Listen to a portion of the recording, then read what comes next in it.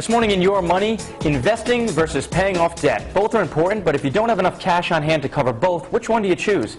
Joining me this morning to help us out with that is Financial Certified Planner Jeff Massey. Thanks so much for being here, Jeff. Pleasure to see you as always. Now, this is a challenge that many people face. I mean, there are things you need to save for. You need to save for retirement. You need to save for, a safety net. You need to save for your education.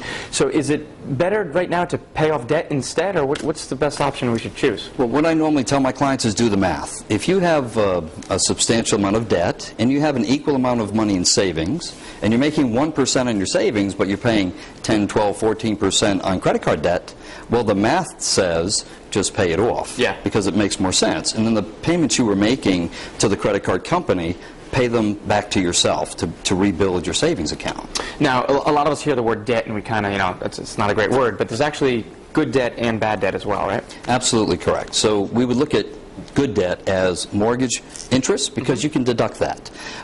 Brokerage or margin interest on a brokerage account is actually a tax-deductible interest. That's when you borrow money against your own funds to make an additional investment. That money is an interest that you can deduct on your taxes, so that'll save you some money. So even though like your mortgage might be 6%, but if you're in the 35% tax bracket, you get to deduct the interest. Your net cost of that 6% is under 4% because of the tax write-off. So it's not as bad. Now, something else you stress a lot of importance to is a rainy day fund, an emergency fund. I know my family's kind of told me about that, especially for younger people. Always make sure you have a little extra money on hand just in case. Why is having an emergency fund so important?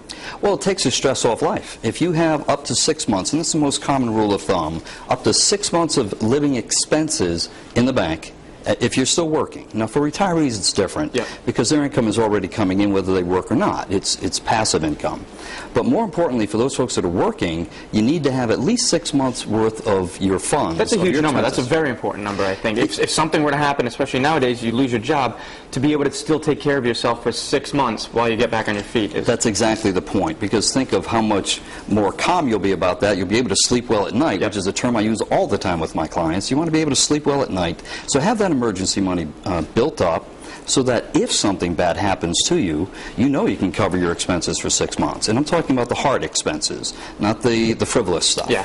So what's the bottom line here altogether? When it comes to the emergency fund, that number is going to be different for everybody because I don't know what your expenses are, you don't know what mine are, mortgage balance, etc., mortgage payments, etc., rent amount, what have you, car payments. So everybody's number is different. So you just do mine are mostly those frivolous expenses you were talking about. Good for you. That's great. Jeffrey Massey, thank you so much for being here. For more information on professional financial advice, just head over to the website, foxprovidence.com.